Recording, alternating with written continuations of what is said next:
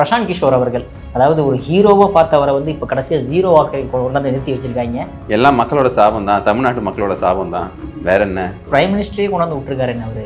அந்த புண்ணியத்துக்கு வேண்டிதான் 3% ஓட்டு வாங்கியிருக்காரு. 0க்கு காரணம் சாபம், 3% காரணம் ஏதோ பண்ணியிருக்கக்கூடிய புண்ணியம். ஸோ பல தலையெழுத்த முடிவு பண்ணுறேன் அப்படிங்கிற ஒரு பிம்பத்தை அவர் கிரியேட் பண்ணது அது முற்றிலும் பொய்யானது. அவர் என்ன பண்ணுவார் அப்படின்னா, எந்த குதிரை மேலே பந்தயம் கட்டினா ஜெயிக்குமோ அந்த குதிரை மேலே தான் அவர் பந்தயம் கட்டுவார். Bet on the winning hours.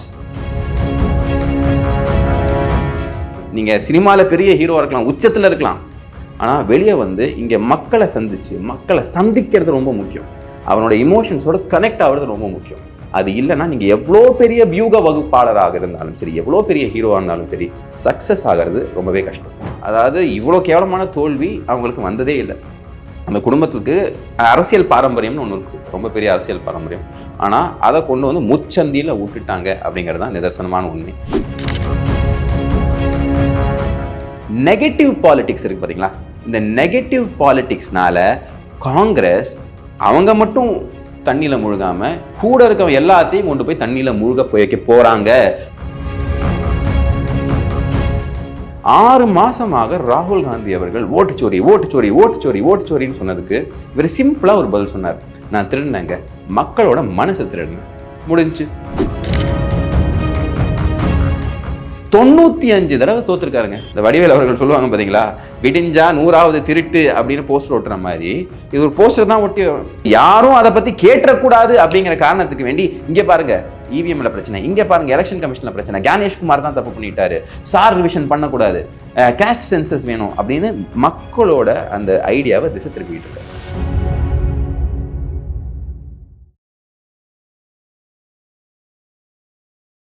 இளைய பாரத நேயர்களுக்கு வணக்கம். இன்னைக்கு நம்ம நேர்காணலில் நம்ம சிறப்பு விருந்தினர் இளைய பாரதின் நிறுவனரான கார்த்திக் கோபிநாத் சார் அவர்கள் தான். சார் வணக்கம் சார். வணக்கம் ஜாட்டி.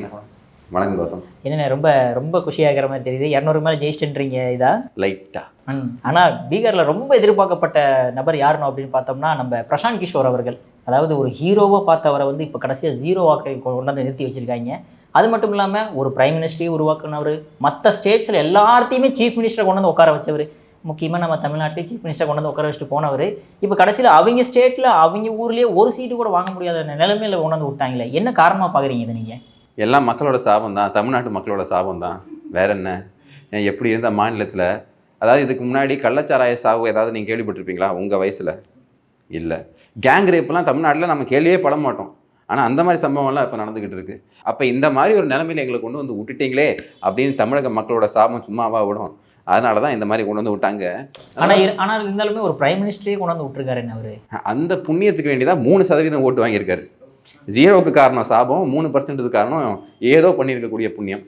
இதில் நீங்கள் என்ன புரிஞ்சுக்கணும் அப்படின்னா, பிரசாந்த் கிஷோர் அவர்கள் அவர் எப்படின்னு பார்த்தீங்கன்னா, இந்த பீச்சுக்கு போயிருக்கீங்களா? பீச்சுக்கு போவீங்களா? எதுக்கு போவேன்னு தெரியும் இல்லைப்பா, ரன்னிங்கு போவல. அப்போ போகும்போது நீங்கள் பார்த்துருப்பீங்க, இந்த நிறைய பெண்மணிகள் உட்காந்து, தம்பி வாப்பா உனக்கு நான் வந்து கை பார்த்து சொல்கிறேன் அப்படின்னு சொல்லுவாங்க. என் நண்பர் சொன்ன இந்த விஷயம். அப்போ இந்த கையை பார்த்துட்டு அவங்க சொல்லுவாங்க, தம்பி உன்னோட கையை பார்த்தா ரேகையெல்லாம் நல்லா தான் இருக்குது, நீ வந்து நல்லா வருவ, உனக்கு எதிர்காலம் பயங்கரமாக இருக்குது, சும்மா இந்த பூஜை மட்டும் பண்ணி இந்த பரிகாரம் பண்ணு, நீ ஓஹோன்னு வந்துடுவ, நீ நினச்ச பொண்ணை கட்டிப்ப அப்படின்லாம் சொல்லுவாங்க. ஆனால் கடைசி வரைக்கும் அந்த லேடி அங்கேயே தான் உட்காந்துருப்பாங்க, அந்த கை பார்க்குறவங்க அந்த பீச்சிலேயே தான் உட்காந்துருப்பாங்க. அந்த மாதிரி தான் பிரசாந்த் கிஷோர் அவர்கள். ஸோ பல தலையெழுத்த முடிவு பண்ணுறேன் அப்படிங்கிற ஒரு பிம்பத்தை அவர் கிரியேட் பண்ணது அது முற்றிலும் பொய்யானது. அவர் உதவி இருக்கார். அவர் என்ன பண்ணுவார் அப்படின்னா, எந்த குதிரை மேலே பந்தயம் கட்டினா ஜெயிக்குமோ அந்த குதிரை மேலே தான் அவர் பந்தயம் கட்டுவார். Bet on the winning horse அப்படின்னு சொல்லுவாங்க. ஸோ அந்த மாதிரி தான் அவர் வந்து ஆப்ரேட் பண்ணியிருக்கார்.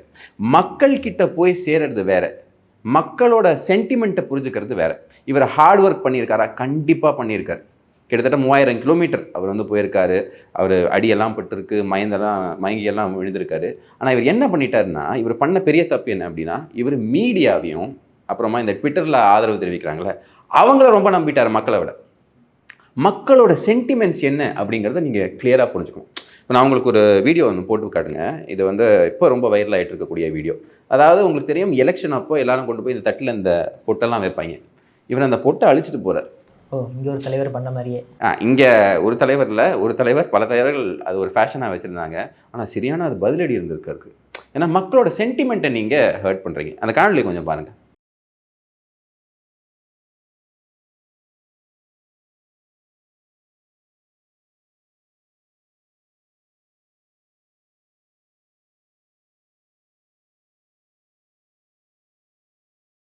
ஆனால் இன்னொரு சைடு பாருங்க, மோடி அவர்கள் அவர் இந்த ஒரு ஸ்ட்ராட்டஜியை கையில் எடுத்தார். என்ன அப்படின்னா, பீகாரில் சத்து பூஜா அப்படின்னு சொல்லுவாங்க, நீங்கள் கேள்விப்பட்டிருப்பீங்க. ரொம்பவே ஃபேமஸான ஒரு ஃபெஸ்டிவல் அங்கே. அப்போ அந்த ஃபெஸ்டிவலுக்கு பீகார்லேருந்து டெல்லி, வெஸ்ட் பெங்கால், மகாராஷ்டிரா, குஜராத், தமிழ்நாடு இந்த மாதிரி நிறைய ஊருக்கு போயிருப்பாங்க பார்த்தீங்களா.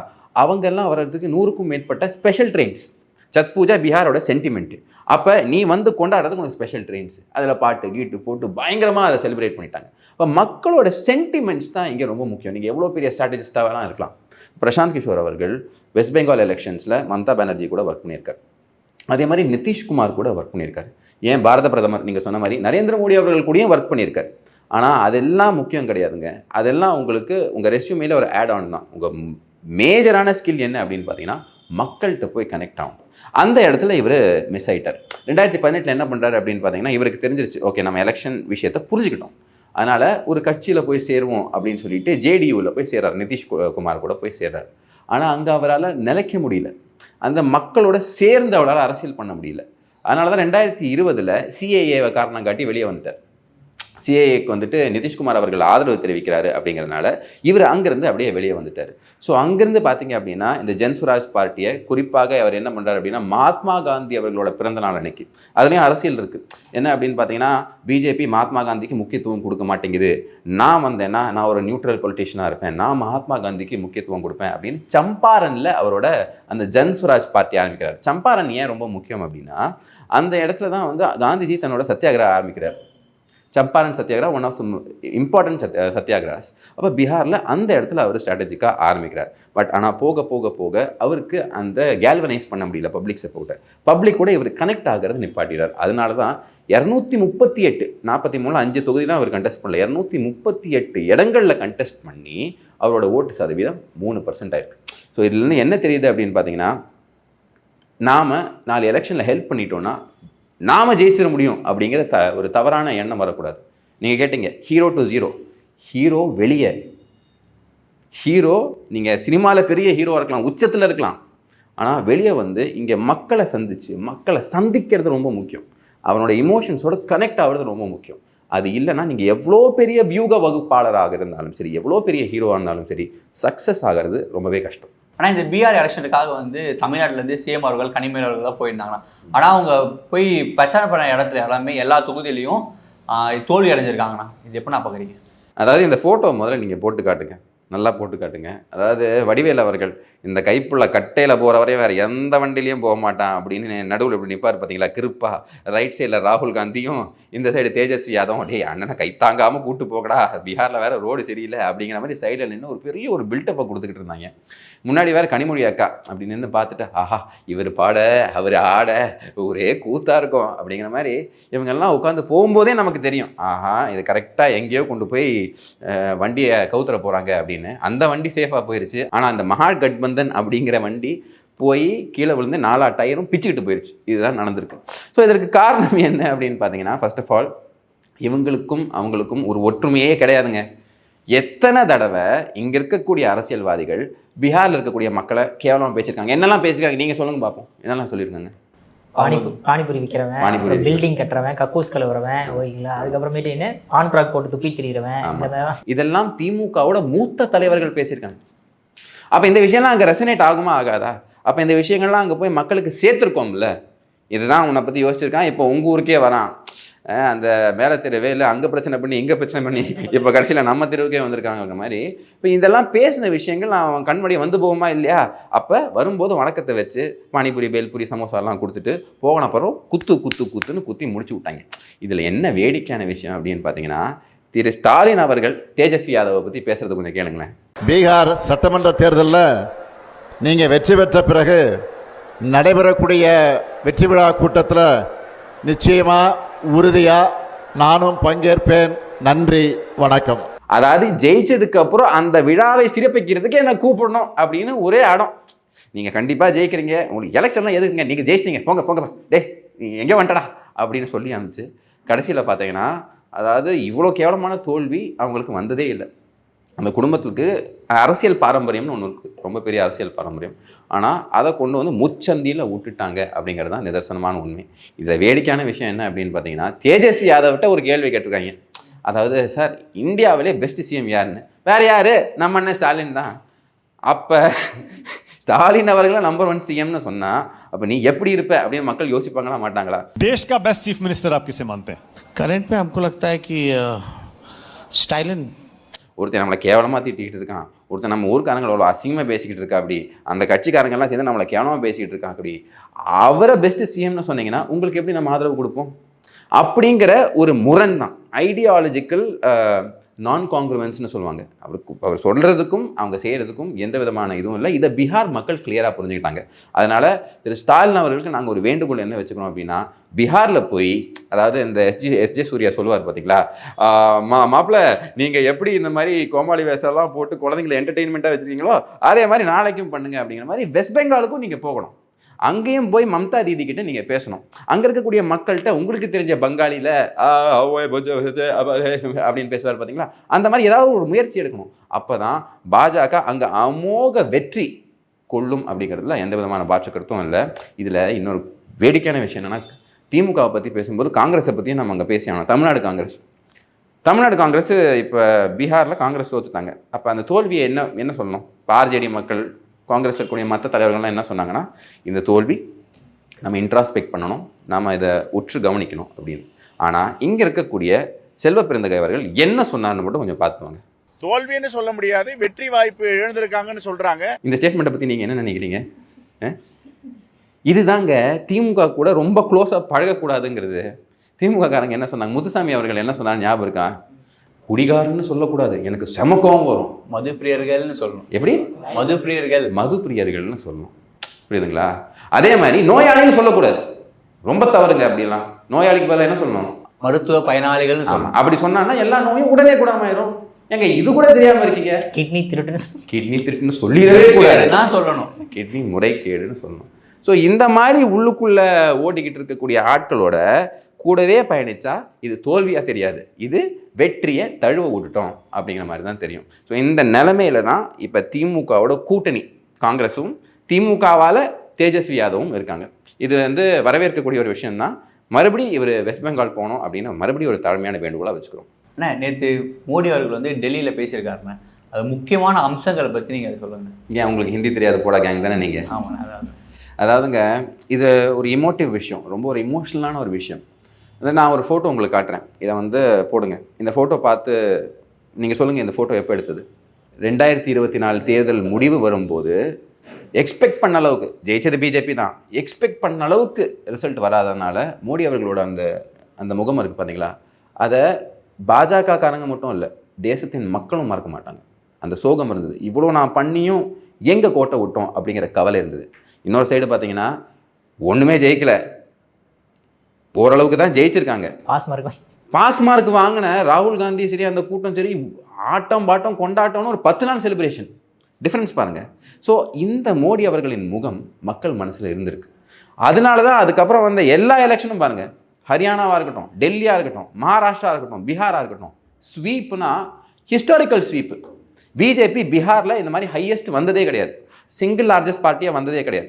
ஸோ அதனால் அது ஒரு பெரிய ஒரு வெற்றி. அந்த வெற்றியை கொண்டாடும் விதமாக திரு மோடி அவர்கள் சில விஷயங்கள்லாம் சொல்லியிருக்காரு. அது ஃபஸ்ட்டு பாயிண்ட் என்ன அப்படின்னு பார்த்தீங்கன்னா, நீங்கள் இந்த படம் மௌனராகம் பார்த்துருக்கீங்களா? நீங்கள் பார்த்துருப்பீங்களான்னு தெரியல, நீ பார்த்துருக்கீங்களா மௌனராகம்? அதில் கார்த்திக் கிட்ட ரேவதி சொல்லுவாங்க, நீ ஒரு ரவுடி, ரவுடித்தனம் பண்ணுறியா, இந்த மாதிரி அட்டகாசம் பண்ணிக்கிட்டு இருக்கியா அப்படின்னு கேட்கும்போது, இல்லை நான் இப்போ அதெல்லாம் விட்டுட்டேன், நான் இப்போ வெறும் திருட்டு தான். திருட்டுனா உங்கள் வீட்டு திருட்டு இல்லை, எங்கள் வீட்டு திருட்டு இல்லை, பயங்கரமான திருட்டு, நீ இப்போ கேட்கணும் அப்படின்னு சொல்லுவாங்க. அப்போ அந்த ரேவதி கேட்பாங்க, சரி என்ன திருட்டி தொலையத, இதயத்தை. அந்த மாதிரி ஃபஸ்ட்டு ஸ்டேட்மெண்ட்டே ஒரு 6 தான்.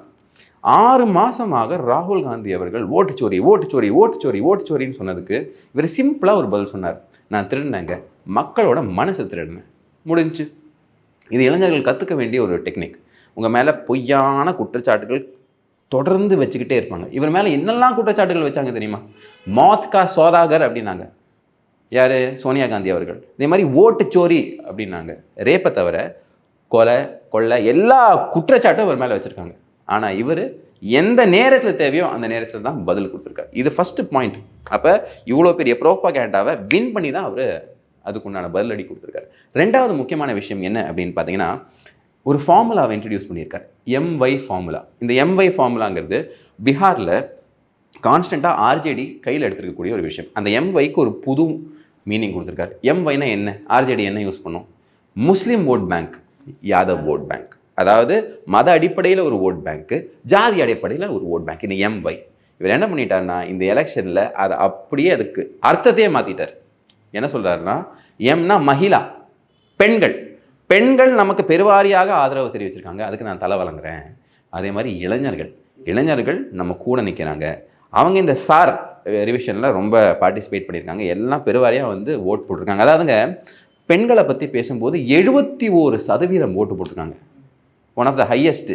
இதுக்கு முன்னாடி 2020 எலெக்ஷனில் 59% தான் ஓட்டு போட்டிருக்காங்க. 59 எங்க 71. காரணம் என்னன்னு நீங்கள் புரிஞ்சுக்கணும். காரணம் என்ன அப்படின்னா, 1.2 கோடி பெண்களுக்கு 10,000 ரூபா கொடுத்துருக்காங்க. இந்த பெண்களுக்கு பேர் என்ன வச்சுருக்காங்கன்னா, ஜீவிகா தீதீஸ் அப்படின்னு. அதாவது தொழில் தொடங்கணும், ஏதாவது முயற்சி எடுக்கணும்னு வரக்கூடிய பெண்களுக்கு ஒரு ஊதியம் 10,000 ரூபா. அதை தான் இங்கே கேலி செஞ்சுட்டு இருக்காங்க, 10,000 ரூபா ஜெயிச்சிருச்சு அப்படின்னு. அதே மெட்ரிக்கை யூஸ் பண்ணி இங்கே 1000 ரூபா ஜெயிச்சிருச்சுன்னு சொன்னால் எவ்வளோ மோசமாக இருக்கும். ஸோ அதை புரிஞ்சுக்கணும். அது மட்டும் இல்லாமல் ரிசர்வேஷன் ரொம்ப முக்கியமான ரிசர்வேஷன்.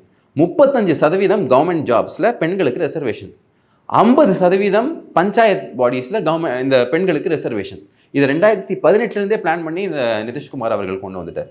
இதெல்லாம் பெருசாக பார்க்கப்படுது. முக்கியமாக என்ன அப்படின்னா, ஏன் பெண்கள் இதுக்கு ஆதரவு தெரிவிச்சிருக்காங்கன்னா, மதுவிலக்கு கொண்டு வந்திருக்காரு. இங்கே கேள்விப்பட்டிருப்பீங்க, கனிமொழி அவர்கள் சொல்லுவாங்க, எத்தனை விதவைகள் இங்கே தமிழ்நாட்டில் இருக்காங்கன்னு. ஆட்சிக்கு வந்ததுக்கப்புறம் அந்த கேள்வி கேட்டீங்கன்னா, இன்னும் எனக்கு மீட்டிங் அட்டன் பண்ணணும்னு போயிடுவாங்க. ஆனால் அங்கே பார்த்தீங்க அப்படின்னா மதுவிலக்கு கொண்டு வந்தாங்க. ஸோ அது வந்து பெண்கள் சைட்லேருந்து பயங்கரமான ஒரு ஆதரவு அவங்களுக்கு கொடுத்துச்சு. ஸோ இந்த மாதிரி பல ஆங்கிளில் அவங்க பெண்களை ரீச் அவுட் பண்ணாங்க. அதுதான் இங்கே இருக்கக்கூடிய முக்கியம். ஸோ இந்த MY ஃபார்முலாங்கிறது ரெண்டாவது. மூணாவது விஷயம் என்ன அப்படின்னு பார்த்தீங்கன்னா, அதாவது நெகட்டிவ் பாலிடிக்ஸ் இருக்குது பார்த்தீங்களா. இந்த நெகட்டிவ் பாலிடிக்ஸ்னால காங்கிரஸ் அவங்க மட்டும் தண்ணியில் முழுகாமல் கூட இருக்க எல்லாத்தையும் கொண்டு போய் தண்ணியில் முழுக வைக்க போகிறாங்க, உள்ளுக்குள்ள ஒரு பெரிய பூகம்பம் வெடிக்க போகுது அப்படின்னு நம்ம வெண்ணிராடை அவர்கள் சொல்லுவார்ல, வெண்ணிராடை மூர்த்தி அவர்கள், அந்த மாதிரி உள்ளுக்குள்ள ஒரு பெரிய ஸ்பிளிட் இருக்க போகுது அப்படிங்கிறது இவர் தெளிவாக சொல்கிறார் இந்த ஸ்பீச்சில். அது கொஞ்ச நாளைக்கு முன்னாடி பார்த்துருப்பீங்க, நான் பீகாருக்கு போகிறேன் மம்மி அப்படின்னு சொல்லிட்டு போய் ஒரு போட்டில் இருந்து எகிரி குதிக்கிறார் தண்ணியில்.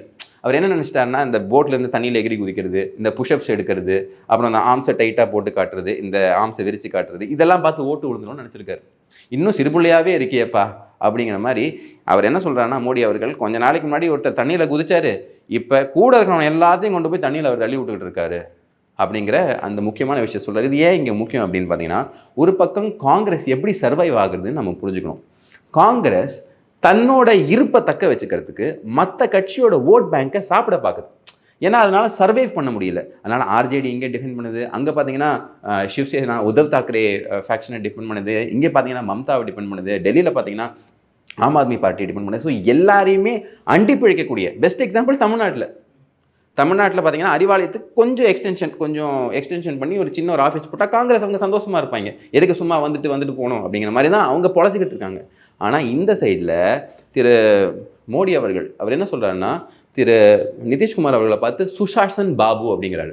சுஷாசன் பாபுனா நல்லாட்சி கொடுக்கக்கூடிய நிதிஷ் பாபு அப்படின்னு சொல்கிறாரு. ஸோ வாழ்த்து தெரிவிக்கிறாங்க, அவங்களுக்கு உண்டான முக்கியத்துவத்தை கொடுக்குறாங்க. மோஸ்ட்லி இவருக்கு தான் வந்து அந்த சிஎம் ஃபேஸும் கொடுக்கப்படும். ஏன்னா 19 years 83 days அவர் சிஎம் இருந்திருக்கார், one of the highest. Karunanidhi அவர்களை விட ஜாஸ்தி 19 years 83 days இருந்திருக்கார். ஸோ கூட்டணியை எப்படி நாங்கள் டீல் பண்ணுறோம், கூட்டணியை எப்படி அவங்க டீல் பண்ணுறாங்க அப்படிங்கிற விஷயத்த மறைமுகமாக சொல்லியிருக்காரு. கடைசியாக ஒரு முக்கியமான விஷயத்தையும் சொல்கிறார். என்ன சொல்கிறார் அப்படின்னு பார்த்தீங்கன்னா, அங்கே நின்று சார் கங்கா பீகார்லேயும் போவோம், பீகாருக்கு அப்புறம் எங்கே போவோம், வெஸ்ட் பெங்காலுக்கும் போகும். ஸோ அந்த கங்கா மாதாவோட ஆசீர்வாதத்தில் வரோண்டா பெங்காலுக்கு அப்படின்னு சொல்லிட்டு மேட்டர் முடிக்கிறார். ஸோ இதுதான் வந்து ஒரு கரிஸ்மேட்டிக் ஸ்பீச். உங்களுக்கு கொடுத்துருக்கக்கூடிய சேலஞ்சஸை அச்சீவ் பண்ணிவிட்டு அப்புறமா பேசுங்க அப்படிங்கிறது தான் இங்கேருந்து நம்மளால் கற்றுக்க முடிந்த ஒரு விஷயம். ஓகே, அதே மாதிரி பார்த்தோம் அப்படின்னா இப்போ காங்கிரஸ் நீங்கள் சொன்ன மாதிரி ராகுல் காந்தி எவ்வளவோ ஸ்டென்ட் அடிச்சாரு பண்ணார் அப்படின்ட்டு இருந்தாலுமே இவ்வளோ ஒஸ்ட்டாக பெர்ஃபார்ம் பண்ணுறதுக்கு காரணம் என்னவா பார்க்குறீங்க? ஏன்னா பாத யாத்திரைலாம் கன்னியாகுமரி டு ஜம்மு காஷ்மீர் வரைக்கும் யாத்திரையெல்லாம் போயிருக்காரு, west to east, east to west, north south எல்லா பக்கமும் நடந்திருக்காரு, எவ்வளோ விஷயங்கள் பண்ணியிருக்கிறாரு. இவ்வளோ பண்ணி ஏன் அப்படி தோக்குறாரு அப்புறம் அவர்? அதாவதுங்க பாத யாத்திரை நடத்தினா மட்டும் ஜெயிச்சிடலாம் அப்படிங்கிறது தவறான ஒரு விஷயம். ஃபர்ஸ்ட் ஆஃப் ஆல் ராகுல் காந்தி அவர்கள் நெகட்டிவ் பாலிடிக்ஸை விடணும். நீங்கள் பாருங்க, காங்கிரஸ்க்குள்ளேயே இருக்கக்கூடிய மூத்த தலைவர்கள் நிறைய பேர், ஒன்றில் தமிழ்நாட்டிலேருந்து நமக்கு தெரிஞ்ச தலைவர்கள் எடுத்துக்கலாம். கார்த்திக் சிதம்பரம் அவர்கள் பார்லிமெண்ட் வாசல்ல இருந்து என்ன சொல்றாரு? சார், எனக்கு இந்த இவிஎம் மேலே பெரிய சந்தேகம் இல்லை, இதே இவிஎம் வச்சு நானும் ஜெயிச்சிருக்கேன், எங்கள் தகப்பனாரும் ஜெயிச்சிருக்காரு, இங்கே இருக்கக்கூடிய காங்கிரஸ் நிறைய பேர் ஜெயிச்சிருக்காங்க, இதே இவிஎம்ல தான் 2024 லோக்சபா தேர்தலையும் சந்திச்சிங்க, இதே இவிஎம்ல தான் தமிழ்நாட்டில் 4 எலெக்ஷன் கன்சிக்யூட்டிவாக ஸ்டாலின் அவர்கள் ஜெயிச்சிட்டு இருக்காங்க. அப்போ எல்லாம் நம்ம கேள்வி எழுப்பாத போது இந்த மாதிரி எழுப்பணும்னா இதில் ஏதோ ஒரு நம்மக்கிட்ட ஒரு குறைபாடு இருக்குன்னு மக்கள் புரிஞ்சுப்பாங்க. நல்லா பாருங்க, இப்போ ராகுல் காந்தி ஏன் இந்த இவிஎம்மை பற்றி எப்பவும் பேசிக்கிட்டே இருக்காரு? அதற்கு காரணம் என்னன்னா 95 தடவை தோத்துருக்காருங்க. இந்த வடிவேல் அவர்கள் சொல்லுவாங்க பார்த்தீங்களா, விடிஞ்சா 100வது திருட்டு அப்படின்னு போஸ்டர் ஒட்டுற மாதிரி இது ஒரு போஸ்டர் தான் ஒட்டி 95 எலெக்ஷனில் தோத்ததுக்கு அப்புறம் கூட, எப்படி 95 எலெக்ஷனில் தோத்ததுக்கு அப்புறம் கூட லீடர்ஷிப் சேஞ்ச் அங்கே நடக்கல. அப்போ யாரும் அதை பற்றி கேட்டக்கூடாது அப்படிங்கிற காரணத்துக்கு வேண்டி இங்கே பாருங்க இவிஎம்ல பிரச்சனை, இங்கே பாருங்க எலெக்ஷன் கமிஷனில் பிரச்சனை, கணேஷ்குமார் தான் தப்பு பண்ணிட்டாரு, சார் ரிவிஷன் பண்ணக்கூடாது, கேஸ்ட் சென்சஸ் வேணும் அப்படின்னு மக்களோட அந்த ஐடியாவை திசை திருப்பிக்கிட்டு இருக்காரு. ஸோ ராகுல் காந்தி அவர்களோட ஃபெயிலியரை மறைக்கிறதுக்கு தான் இது பண்ணப்படுது. இது எல்லாருக்குமே தெரிஞ்ச விஷயம். காங்கிரஸ் கண்டிப்பாக இந்த நாட்டுக்கு தேவை. காங்கிரஸ் முக்து பாரத்னு சொல்கிறதுல நான் எந்த விதமான ஈடுபாடும் எனக்கு இல்லை, எனக்கு பர்சனலாக இல்லை. காரணம் என்னென்னா, ஒரு கிராண்ட் ஓல்டு பார்ட்டி இங்கே ஒரு ஆப்போசிஷனாக இருந்தால் தான் பாஜக ஏதாவது தப்பு பண்ணாலும், எந்த பார்ட்டி தப்பு பண்ணாலும் கேட்கணும். ஸோ நேஷனல் லெவலில் ஆப்போசிஷன் நமக்கு தேவை. ஆனால் ராகுல் காந்தி இருக்கிற வரைக்கும் அப்படி ஒன்று நடக்கிறதுக்கு உண்டான வாய்ப்புகளே இல்லை. எத்தனையோ லீடர்ஸ் இருக்காங்க, என் மல்லிகார்ஜுன கர்கே இல்லையா, என் கபில் சிபல் இல்லையா, ஏன் நம்மளோட சசி தரூர் அவர்கள் இல்லையா, இவங்களை எல்லாரையுமே ஒரு அந்த ஃபேமிலியிலேருந்து ஃபேமிலியை சப்போர்ட் பண்ணுறதுக்கு ஒரு எக்கோசிஸ்டமாக வச்சுருக்காங்க. அதுதான் இந்த தேசத்தின் சாபக்கேடு, இந்த ஜனநாயகத்தின் சாபக்கேடு. ஆனால் ராகுல் காந்தி அவர்களை அந்த இடத்துல இருந்து மாற்றலைன்னா வேலைக்கே ஆகாது. நல்லா புரிஞ்சுக்கோங்க, காங்கிரஸில் இந்தியன் நேஷனல் காங்கிரஸாக இருக்க வரைக்கும், அதாவது காங்கிரஸ் பொலிட்டிக்கல் பார்ட்டி ஆகிறதுக்கு முன்னாடி வரைக்கும் வருஷம் ஒரு புது காங்கிரஸ் பிரசிடென்ட் இருப்பாங்க. அந்த பிரசிடென்ட் எப்படின்னா, காங்கிரஸ் ஒர்க்கிங் கமிட்டியோட ஆனுவல் செஷன் நடக்கும். இப்போ கர்நாடகாவில் நடக்குதுன்னா கர்நாடகாவை சாராத ஒருத்தர் தான் அவங்க பிரசிடெண்ட்டாக இருப்பாங்க. ஸோ அந்த மாதிரி அவங்க வந்து இந்தியாவில் இருக்கக்கூடிய எல்லாருக்குமே சான்ஸ் கொடுத்தாங்க. 1924 ஒரே ஒரு தடவை தான் மகாத்மா காந்தி பிரசிடெண்ட்டாக இருந்தார். அப்போது அங்கே எப்படி இருந்ததுன்னா, என்ன எல்லாரும் ஃபீல் பண்ணுறாங்களோ அந்த டெசிஷன் தான் வெளியே போகும். ஏன் காந்திஜி அவர்களோட ஒரு வேட்பாளரை திருப்புரி செஷனில் யார் தோக்கடிக்கிறாரு? நேதாஜி சுபாஷ் சந்திர போஸ் தோக்கடிக்கிறாரு. இப்போ காந்திஜிக்கே அங்கே என்னென்னா, மக்கள் என்ன நினைக்கிறாங்களோ அதுதான் அங்கே நடக்கும். ஆனால் பாருங்கள், சோனியா காந்தி அவர்கள் எத்தனை வருஷம் காங்கிரஸோட பிரசிடெண்ட்டாக இருந்திருக்காங்க தெரியுமா? கிட்டத்தட்ட 15 வருஷம் அவங்க பிரசிடெண்ட்டாக இருந்தாங்க. 1997 நினைக்கிறேன். கிட்டத்தட்ட 10 to 15 வருஷம் அவங்க கன்சிக்யூட்டிவாக பிரசிடெண்ட்டாக இருக்காங்க. ஸோ இந்த குடும்பத்தோட இந்த பிடியிலிருந்து காங்கிரஸ் வெளியே வரலன்னா காங்கிரஸுக்கும் நல்லதில்லை, காங்கிரஸ் கூட சுற்றுறவங்களுக்கும் நல்லதில்லை, இந்த நாட்டுக்கும் நல்லதில்லை. ஆனால் பார்த்தீங்கன்னா பட்டியலின தலைவராக வந்து நம்ம சிராக் பாஸ்வான் வந்து அவர் இருக்கார். ஆனால் அவரோட வளர்ச்சி பார்த்தீங்கன்னா போன எலெக்ஷனில் வந்து வெறும் ஒரே ஒரு தொகுதி தானே ஜெயிச்சார். ஆனால் இந்த தடவை 19 தொகுதி ஜெயிச்சிருக்காரு. அவரோட வளர்ச்சி பற்றி என்ன நினைக்கிறீங்க? 19 தொகுதி எவ்வளோ கண்டெஸ்ட் பண்ணி ஜெயிச்சிருக்காரு? 29 கண்டெஸ்ட் பண்ணி 19 தொகுதி ஜெயிச்சிருக்காரு. ஸ்ட்ரைக் ரேட்டு 60% மேலே. தேஜஸ்வி யாதவ் இருக்கார் பார்த்தீங்களா, அவரை விட பயங்கரமான ஸ்ட்ரைக் ரேட்டு. போன தடவை அவர் கிட்டத்தட்ட 140 பக்கத்தில் கண்டெஸ்ட் பண்ணார், ஒரு இடத்துல தான் ஜெயிச்சார். அப்பவும் 5.1%, 5.6%, இப்போ 5.1%, ஆனால் 19 சீட். ஸோ இதற்கு மெயினான காரணம் என்ன அப்படின்னு பார்த்தீங்கன்னா, மோடிஜி அவர்களோட அந்த ஆதரவு, இவர் மோடிஜி அவர்கள் மேலே வச்சிருக்கக்கூடிய பற்று. அதாவது மோடிஜி அவர்களோட 2 முக்கியமான ஆட்களை நீங்கள் நோட் பண்ணுங்கள், இவங்களுக்கு பயங்கரமான ஃபியூச்சர் இருக்குது. காரணம் என்னென்னா, அவங்க அவ்வளோ டெடிக்கேட்டடாக மோடிஜிக்கும் இருக்கார், தன் மக்களுக்கும் இருக்காங்க. ஸோ அதில் முதல் யார் அப்படின்னு பார்த்தீங்கன்னா பவன் கல்யாண்ஜி, அதே மாதிரி சிராக் பாஸ்வான்ஜி. இப்போ இந்த சிராக் பாஸ்வான் அவர்களை பற்றி நீங்கள் புரிஞ்சுக்கணும்.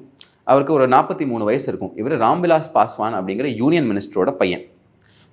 ஸோ அவரோட அப்பாவோட பார்ட்டி வந்து லோக் ஜன்சக்தி பார்ட்டி அப்படின்னு சொல்லுவாங்க. அப்போ அவர் அப்பாவோட மறைவுக்கு அப்புறம் என்ன ஆகுது அப்படின்னா, இவருக்கும் இவரோட சித்தப்பாவுக்கும் ஒரு பிரச்சனை வருது. பசுபதி பாரஸ் அப்படிங்கிறவர் அவர் பேர். அதனால தான் லோக் ஜன்சக்தி பார்ட்டி ஆர்வி ராம்விலாஸ் அப்படின்னு சொல்லிட்டு இவங்க ஆரம்பிக்கிறாங்க. என்டிஏ என்ன பண்ணுது அப்படின்னா, தன்னோட ஆதரவை இவருக்கு கொடுத்து குரூம் பண்ணுது. 29 தொகுதியில் நீங்கள் கண்டெஸ்ட் பண்ணுங்கள், அங்கே என்னெல்லாம் தேவையோ பிஜேபி உங்களுக்கு ஹெல்ப் பண்ணும், உங்களோட இன்ஃப்ளூயன்ஸை நீங்கள் டெவலப் பண்ணுங்கள். ஏன்னா இவர் Lok Sabha member, central minister also. அப்போ இவரை ஒரு லீடர் ஃபேஸாக ரெக்கக்னைஸ் பண்ணுறாங்க. ஏன்னா ஏற்கனவே ஜித்தன் ராம் மஞ்சியெல்லாம் இருக்கார். ஜித்தன் ராம் மஞ்சி ஒரு டால் ஃபிகர். ஸோ அதை தாண்டி இவருக்கு முக்கியத்துவம் அங்கே கொடுக்கப்படுது. அதில் இவர் ப்ராப்பராக ஒர்க் பண்ணி டெலிவர் பண்ணுறாரு. கிட்டத்தட்ட 19 சீட்டு ஜெயிக்கிறார். இதுதான் நர்ச்சரிங் டேலண்ட்டுங்க. டேலண்ட்டை நீங்கள் நர்ச்சர் பண்ணணும், அதுக்கு ரெக்கக்னிஷன் கொடுக்கணும். இவர் பாலிவுட்டில் ஹீரோவெல்லாம் நடிச்சிருக்காரு. 2014 வாக்கில் என்னமோ ஒரு படம்லாம் நடிச்சிருக்காரு. ஸோ இவருக்கு பயங்கர ஒரு லோக்கல் ஃபாலோவிங் இருக்குது. ரொம்ப ஒரு அலட்டிக்கக்கூடிய ஒரு டைப் கிடையாது, ரொம்ப ஒரு சட்டிலான ஒரு நபர். ஸோ இன்ட்ரெஸ்டிங்கான விஷயம் என்ன அப்படின்னு பார்த்தீங்கன்னா, இவர் என்ன சொல்கிறார் தன்னை பற்றின்னு பாருங்கள். இது வந்து இளைஞர்கள் பார்க்க வேண்டிய ஒரு விஷயம், கற்றுக்க வேண்டிய ஒரு விஷயம். உங்களை பற்றி நீங்கள் என்ன நினைக்கிறீங்க அப்படின்னு கேட்கும்போது அவர் சொல்கிறாரு, மே சப்ஜி மே நமக் ஹூம் அப்படிங்கிறார். அதாவது இந்த கூட்டு பொரியல்லாம் இருக்குது பார்த்தீங்களா, அதில் இருக்கக்கூடிய உப்பு நான் அப்படிங்கிறார். ஏன்னா அது இல்லாமல் நீங்கள் சாப்பிடவே முடியாது. ஸோ அது ரொம்பவே முக்கியமானது. So I'm an indispensable part of the alliance அப்படிங்கிற மாதிரி அவர் சொல்லியிருக்காரு. இவரோட வெற்றி பீகாரோட ஃப்யூச்சருக்கு ரொம்பவே முக்கியமானது. 2030 எலெக்ஷனில் இவர் ரொம்ப ஒரு பெரிய ரோலை ப்ளே பண்ணுவார் அப்படிங்கிறது நான் நம்பிக்கிறேன். ஆனால் அதே மாதிரி இப்போ முஸ்லிம்ஸ் ஓட்டர்ஸ் ஓகேங்களா, அது வந்து பிஜேபி பக்கம் போயிருக்கு அப்படின்ற மாதிரி நம்மளை பார்க்க முடியுது கணிப்புகள் பார்க்கும்போது. எதனால் இந்த மாற்றங்கள் எல்லாமே வந்து அங்கே ஓட்டு போட ஆரம்பிச்சிட்டாங்களா? இல்லை, நல்லா புரிஞ்சுக்கோங்க. இது வந்து கேர்ஃபுல் எலெக்ஷனியரிங் ஸ்ட்ராட்டஜி, ரொம்ப கேர்ஃபுல் எலெக்ஷனியரிங் ஸ்ட்ராட்டஜி. ஒரு சைடில் நல்ல எலெக்ஷனியரிங் ஸ்ட்ராட்டஜி, இன்னொரு சைடில் ஆர்ஜேடி கோட்டையை விட்டுருச்சு. புரியுதுங்களா? இது என்ன நடக்குது அப்படின்னு பார்த்தீங்கன்னா, இப்போ பீகாரில் 17% முஸ்லீம் பாப்புலேஷன், 17% இஸ்லாமியர்களோட அந்த ஜனத்தொகை இருக்குது. இப்போ இந்த 17%ங்கிறது எப்படின்னா, முக்கியமாக சீமாஞ்சல், அதாவது ஈஸ்ட் பீகார், கிழக்கு பீகாரோட கிழக்கு பாகம் சீமாஞ்சல் அப்படிங்கிற இடத்துல தான் இருக்குது. இங்கே பார்த்தீங்க அப்படின்னா ஏஐஎம்ஐஎம், அதாவது நம்ம அசாவுதீன் ஓவைசி அவர்கள் இருக்கார் பார்த்தீங்களா, அவர் பயங்கரமான ஒரு கேம் இங்கே விளையாண்டுருக்கார். அவர் என்ன பண்ணுறாரு அப்படின்னு பார்த்தீங்கன்னா, இந்த முஸ்லீம் டாமினேட்டட் ஏரியாஸில் அவங்க கிட்டத்தட்ட 9 சீட்டில் அங்கே கண்டெஸ்ட் பண்ணுறாங்க. அந்த 9 சீட்டில் 5 சீட்டு ஜெயிக்கிறார். இதெல்லாம் வந்துட்டு ஆர்ஜேடியோட ஸ்ட்ராங் பேஷனாக இருந்துச்சு. இதோட ஹிஸ்ட்ரியை நீங்கள் புரிஞ்சுக்கணும்.